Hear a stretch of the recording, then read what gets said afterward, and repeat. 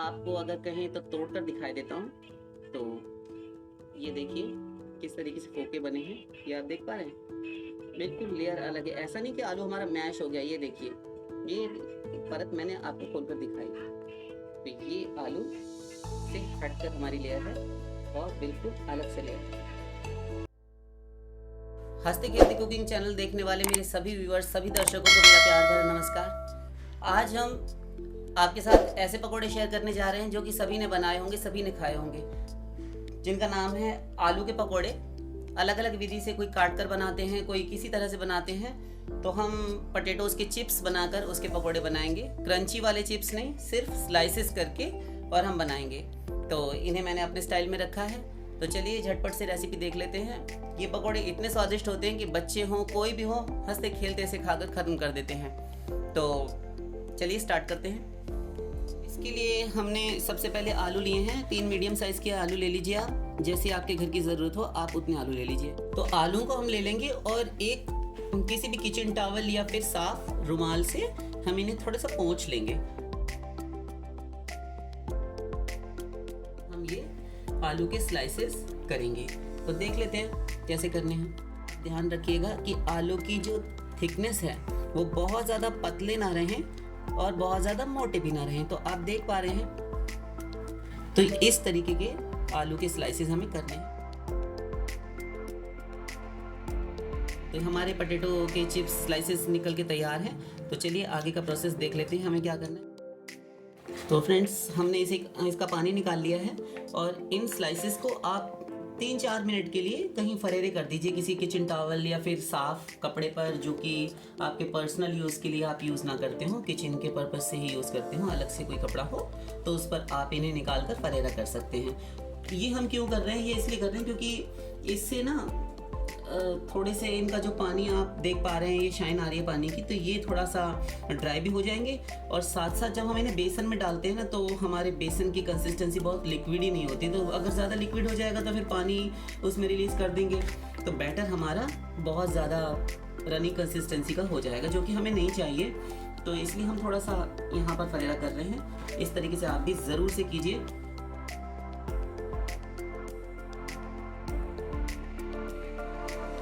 और भी फ्रेंड्स, नीचे से तो क्लॉथ है ही, वो अब्जॉर्ब कर ही लेगा पानी को। तो आप कोई टिश्यू या फिर कुछ भी, कोई एक दूसरा कपड़ा साफ लेकर इनके ऊपर से ऐसे थोड़ा सा थपथपाकर इसे हल्के हाथों से इस तरीके से इसका एक्सेस वाटर जो है पहुंच सकते हैं। फ्रेंड्स, ये जब तक हमारे आलू तैयार हो रहे हैं तब तक हम इसकी आगे का इसका बैटर तैयार कर लेते हैं। देख लेते हैं हमें क्या क्या इंग्रेडिएंट्स लगेंगे। तो हमने ये बेसन ले लिया है फ्रेंड्स छान कर, और इसके अंदर हम कुछ इंग्रेडिएंट्स डालेंगे जिनकी वजह से ही हमारे पकोड़े बहुत स्वादिष्ट, टेस्टी और क्रिस्पी बनेंगे। ये है अजवाइन, कैरम सीड्स। तो इन्हें आप हाथों पर ले लीजिए और इसे हल्का सा क्रश कर दीजिए और डाल दीजिए, बहुत अच्छा टेस्ट आता है। इसी स्पून से लेवल करके आप डाल दीजिए थोड़ा सा क्यूमिन सीड, जीरा। तो ये आप डालना चाहें तो ऑप्शनल है, अगर आप जीरा डालना चाहें डालिए, अगर आप अजवाइन डालना चाहें डालिए। अगर आपको इन दोनों में से कोई एक चीज़ का फ्लेवर पसंद नहीं है तो आप स्किप कर सकते हैं। लेकिन मैं आपसे यही कहूँगा कि अगर आपको ज़ीरा पसंद नहीं है तो आप अजवाइन डालिए, और ज़रूर से डालिए, क्योंकि अजवाइन का फ्लेवर पकोड़ों में, समोसों में, मट्ठियों में, नमक पारों में हमेशा अच्छा जाता है। तो ज़रूर डालिए। एक बार को ज़ीरा स्किप कर दीजिए, लेकिन अजवाइन बिल्कुल मत कीजिएगा। तो मैं अपना पर्सनली पसंद करता हूँ, इसलिए ज़ीरा भी डाल रहा हूँ। क्रश करके डाल देते हैं। जिससे आप चावल खाते हैं उस चम्मच का आधे चम्मच से भी कम हम थोड़ा सा हल्दी डाल रहे हैं, कलर के लिए डाला है। पकोड़े थोड़े ज़्यादा रंगत में अच्छे लगेंगे। और हम यहाँ डाल देंगे इसी चम्मच से या फिर खाने वाले चम्मच से आधा चम्मच, या फिर जैसा तीखा खाना आप पसंद करते हो, आपके घर में बच्चे हैं आप स्किप कर सकते हैं।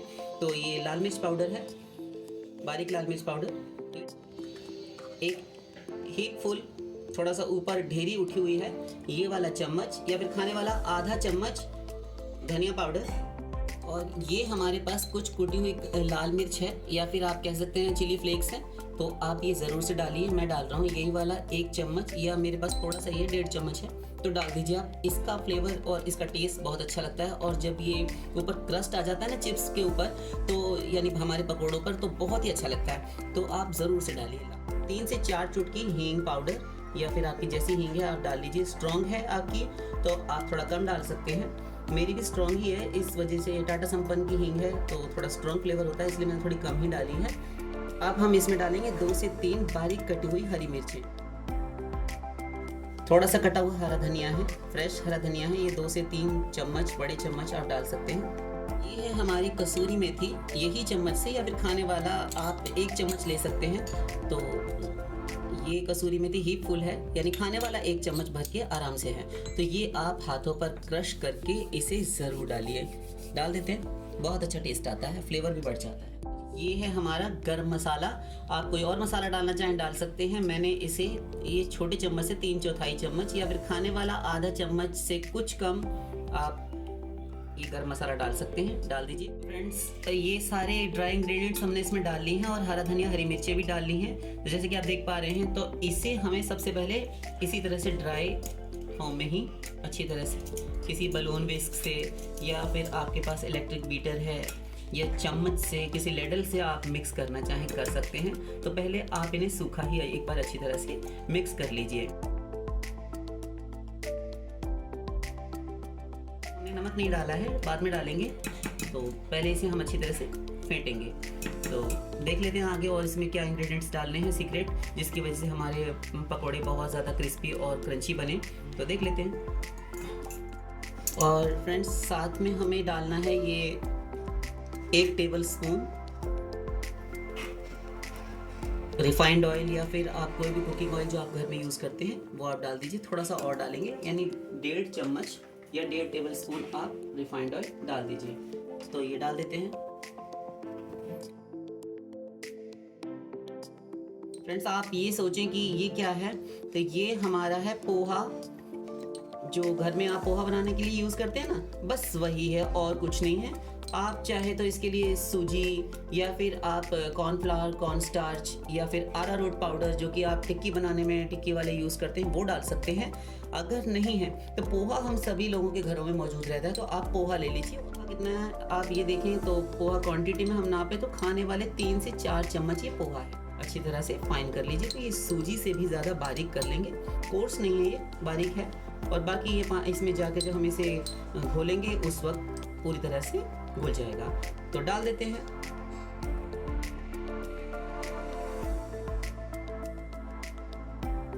तो पानी हम डालते हुए बैचेस में डालेंगे फ्रेंड्स, एक बार डालने की भूल कभी मत कीजिएगा। और डालते जाइए, मिक्स करते जाइए, ग्रेजुअली डालिए पानी और इसे हम एक बैटर तैयार करेंगे चलाते हुए।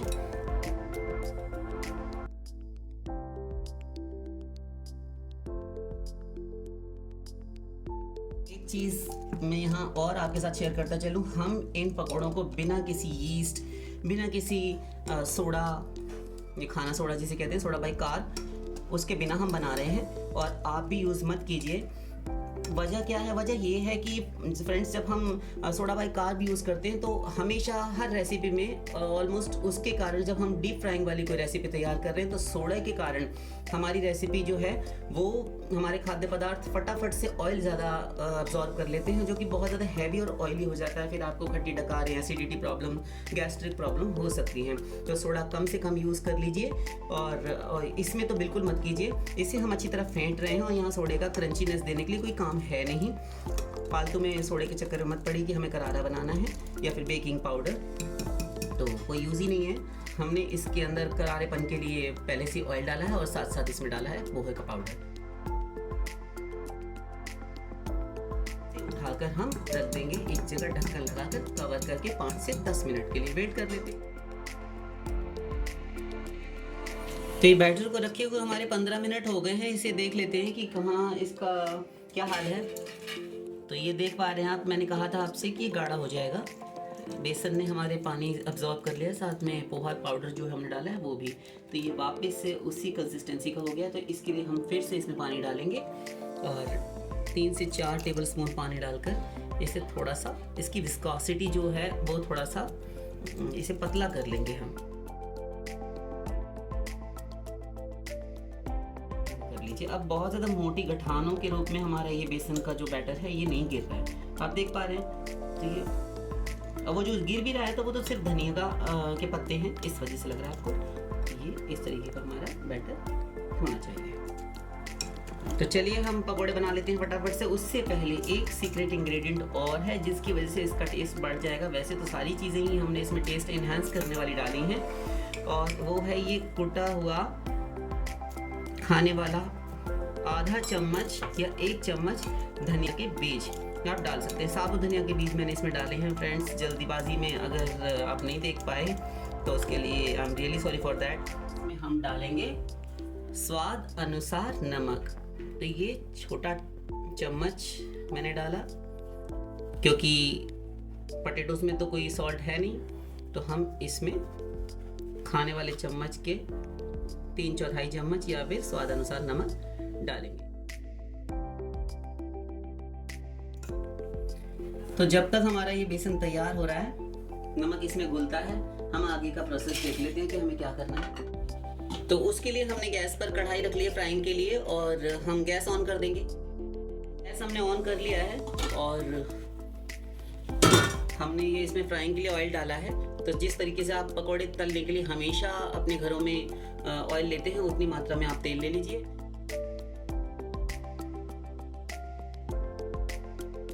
तो ये ऑयल हमारा गर्म हो गया है, घोल में डिप कीजिए इस तरीके से। तो दोनों ओर से कोट करने के बाद इसे आप डाल दीजिए। तो इस तरीके से बुलबुले उठने चाहिए, देख पा रहे हैं आप, इस तरीके से बुलबुले उठने चाहिए। तो आपका तेल बिल्कुल सही गर्म है। तो बाकी के हम डाल देते हैं। फ्रेंड्स बिगिनर हैं तो आप जल्दबाजी कतई मत कीजिए, और थोड़ा सा आराम से पेशेंस के साथ इसे उठाइए, इस तरीके से डिप कर दीजिए, और ऊपर से एकदम से छोड़ मत दीजिएगा।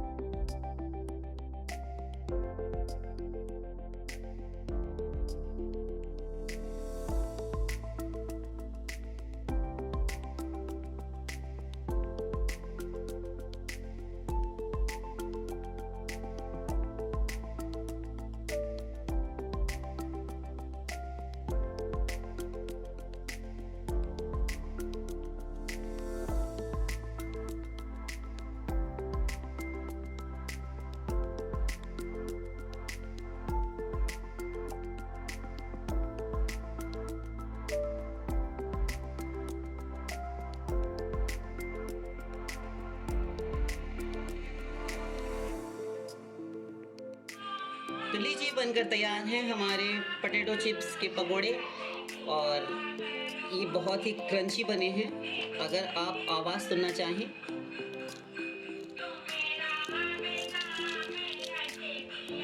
आप सुन पा रहे हैं आवाज़। और यहाँ पर एक इम्पॉर्टेंट टिप फ्रेंड्स, अगर आप इन्हें और भी टेस्टी बनाना चाहते हैं तो वैसे तो ये ऐसे ही खाए जा सकते हैं, सादा चाय के साथ आप परोस दीजिए। तो इसके लिए आप एक काम कर सकते हैं, थोड़ा सा चाट मसाला है, ये इन पकौड़ों के ऊपर आप स्प्रिंकल कर दीजिए।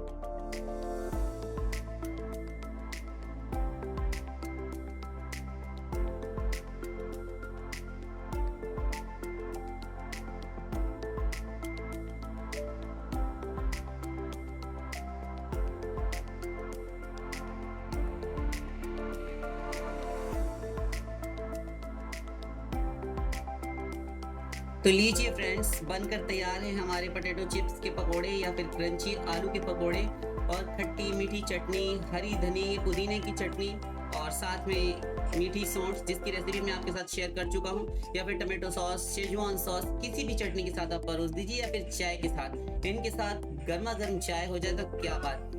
तो आप ये पकोड़े बनाइए, खाइए और अपने अनुभव मेरे साथ ज़रूर शेयर कीजिए, और मेरे इस वीडियो को लाइक कीजिए, कमेंट कीजिए, शेयर कीजिए, और हो सके तो मेरे चैनल को सब्सक्राइब ज़रूर कीजिए।